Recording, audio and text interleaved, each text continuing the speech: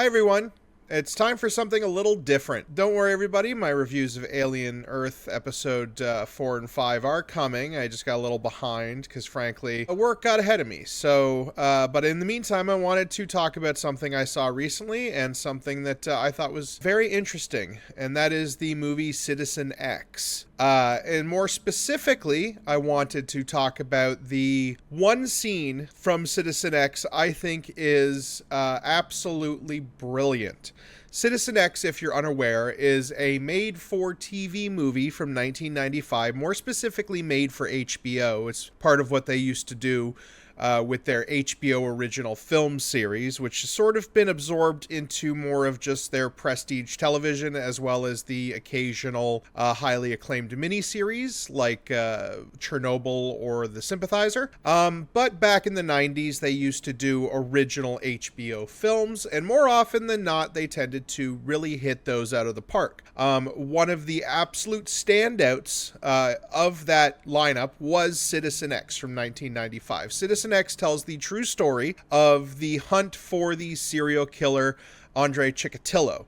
Chikatilo, if you're not aware, was the most prolific serial killer in the Soviet Union and one of the most prolific serial killers of all time. By the time he was caught, he was convicted of over 52 to 53 murders, most of those being children, and it's absolutely horrifying and disgusting, and he's one of history's greatest monsters. Now, this movie isn't necessarily about him. He does feature as a very central character, but most of the film is centered on Detective Burkoff, who is the forensic expert and eventual detective who led a 5 to 6 year manhunt for Chikatilo, despite the absolute menace of Soviet bureaucracy that was constantly trying to sweep this situation under the rug. There are no serial killers in the Soviet state. Well, that sounds more like wishful thinking than it. It is a decadent Western phenomenon. Most of the film revolves around his absolutely frustrated efforts to enact some sort of measures to capture the guy. He very quickly learns that the killer, who has been known as the Rostov Ripper, was targeting his victims at various train stations around the Russian oblast where he was living, the sort of rural area of Russia where he was living. And he attempted to stake out these train stations. He attempted to entrap various people to try to catch the killer. But at every turn, his efforts are thwarted by the Russian Soviet bureaucracy and the leaders in the area who are more keen to target homosexuals, just so that they could lock up homosexuals, who were more keen to sweep some of the danger under the rug and not publicize the fact that there was a serial killer on the loose, which meant that the general public was completely unaware that there was a man targeting their children and targeting, the people who were most vulnerable in their community for literal years. The movie begins in 1985 and ends effectively in 1990. And throughout the entire film, Stephen Rea, who plays Burkoff, he is a man of deep passion. He is a crier. In the best way possible. He is a man who feels absolute despair and sadness for the victims and for those involved, who feels despair at the frustration and the handicapping that is done to him in order to keep him from being able to put in these sort of measures that could catch the killer quickly. He very quickly at the start of the film lays out the key things he would need to find and catch this horrific serial killer, one being publicity, advertising that there is a serial killer on the loose in Russia, and hoping that that can help the public come forward to help identify the man, help identify any witnesses, and at the very least warn them of the inherent danger that is lurking just around the corner. He wants access to a special tactics squad or a team that can monitor the train stations, that can interview people, that can coordinate effectively. And most of all, he wants to be able to contact the American FBI, and especially the FBI Serial Killer Task Force, because he knows that they have utilities and they have knowledge and they have the experience necessary to catch someone like this. And I need to communicate with the FBI's Serial Murder Task Force in Quantico, Virginia, the largest storehouse of information about serial murderers in the world. And of course, throughout the entire film, he is denied these, especially by an older member of the committee, because again, this is Soviet Russia, so everything is run by sort of a bureaucratic committee. And because he is, and oh, by the way, the guy who plays the head of the committee is Denomalos from Bill and Ted's Bogus Journey, so that's always a bit of fun. But throughout the film, he is also aided by Donald Sutherland's character, who is a high-ranking colonel in the Soviet military, and effectively the only man who actually has his back, the only man who actually wants him to succeed and feels the same amount of sympathy and passion and dedication towards stopping this absolute monster of a person. What is happening to me? My heart is pounding. My collar feels tight. What the hell is this? Passion. But he is also, Donald Sutherland's character is also similarly tied up in the bureaucracy of the Soviet Union. He tries to work things behind the scenes. He blackmails his superiors in order to get them to back off at times and allow Stephen Rea's character to effectively do his job, which he is sort of unable to do throughout the entire film. Even at one point, they do arrest Chikatilo, but are forced to release him because of two details, one being a failed blood test, which Stephen Rea himself points out is highly ineffective because it tests for too few variables, unlike the Americans who test for far more variables. Our blood test is for 11 variables. The FBI's is for 149. How do you know that? I saw it in a movie! What the hell difference does it make what the blood test says? You do know what you're talking about. He is also forced to release Chikatilo because Chikatilo is a party member in good standing. He is a official member of the Communist Party, paying his dues in good standing. So that affords him some protection. And, you know, very quickly, even though there is a lot of evidence, even though they catch the man with a bag that has a knife and rope in it around the area in which many, many bodies have been found, he is forced to release Chikatilo in yet another bout of frustration. He even at one point in the film has to be committed to a Soviet, I would say, health institution or sort of rest home, where he takes a sabbatical because he has a complete mental breakdown from the pressure of hunting the same prolific serial killer for 5 years. Now, the scene I want to talk about, and the scene that I feel is the core of the movie, and the scene that really is the greatest scene in what is a great film, is Burkoff's excuse me on the Russian pronunciations, Burkoff's Vindication. Now, when the film reaches 1990, the Soviet Union has collapsed, the Soviet government has collapsed, and the vast reforms that have come in to swap into a more democratic institution have affected the leadership all around him. At first, he's very nervous about this. He doesn't know what it means for his case. He doesn't know what it means for Donald Sutherland's character, who has been the only person in his corner. And earlier, during a search for a victim, he is told by Sutherland that he will have a meeting tomorrow morning, in which all of his questions will be answered. Even Sutherland doesn't have the answers to those questions yet. Come to the committee room at 8 and we'll meet him together. Who is it? It's not decided yet.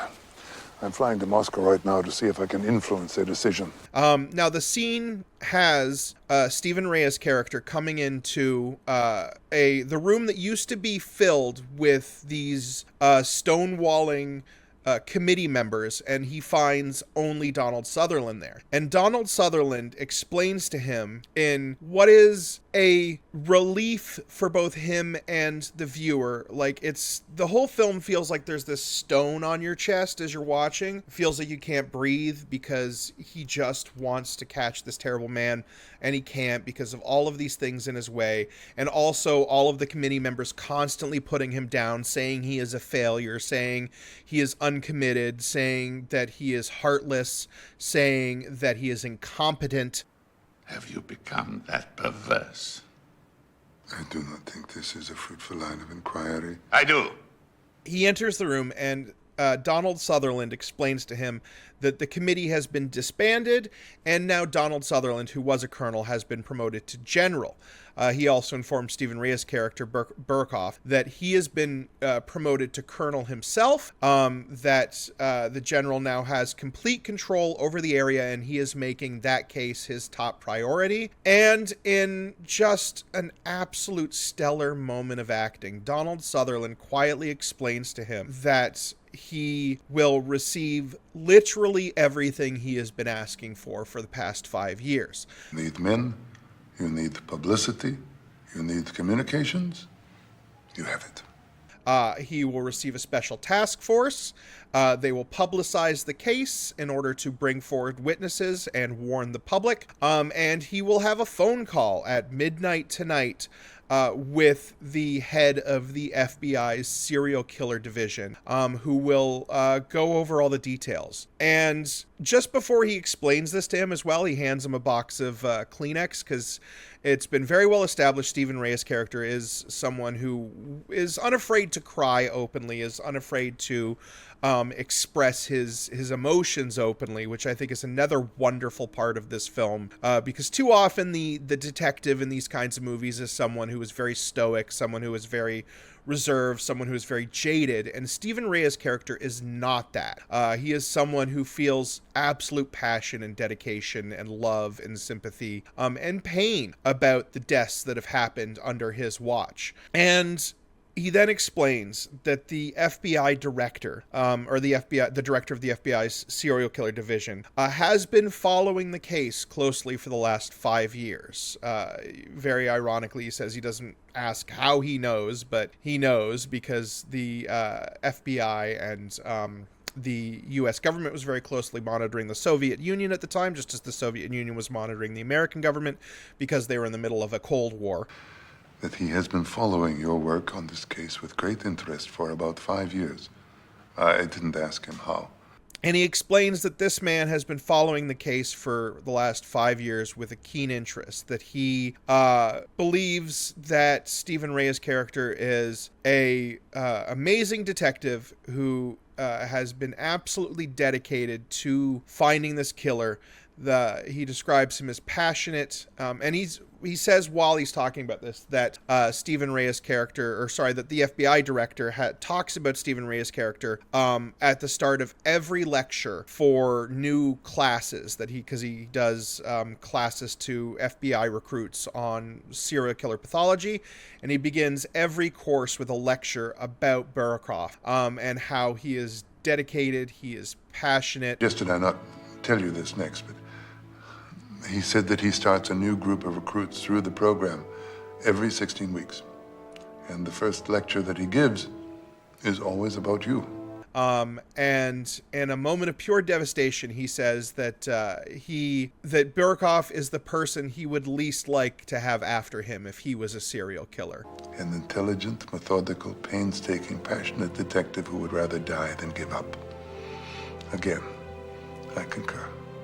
He also explains, and this is another great acting moment from Donald Sutherland, he explains that in the FBI, when they are hunting a serial killer for an extended period of time, he rotates his detectives off the case every 18 months, whether they like it or not, because he doesn't want them effectively to burn out. He doesn't want them to become overly destroyed by the frustration and by the pain and by the victims.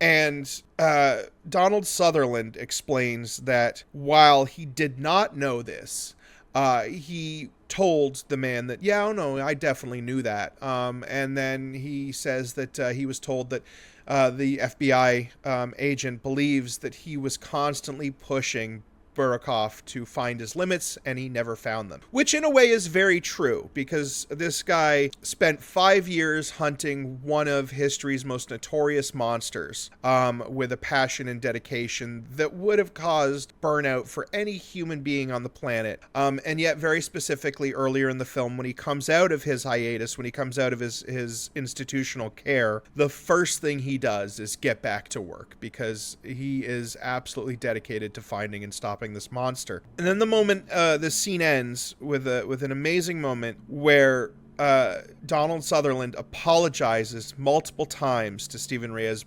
Burkoff because he feels guilt about how he is responsible for pushing this man into a place of absolute emotional devastation. Stephen Rea wordlessly stands up and is quickly dismissed by Donald Sutherland, who knows that he's about to have a complete emotional breakdown and doesn't want to do it in front of his boss. And then he steps out the door, and you just hear the sound of him sobbing outside, absolutely sobbing.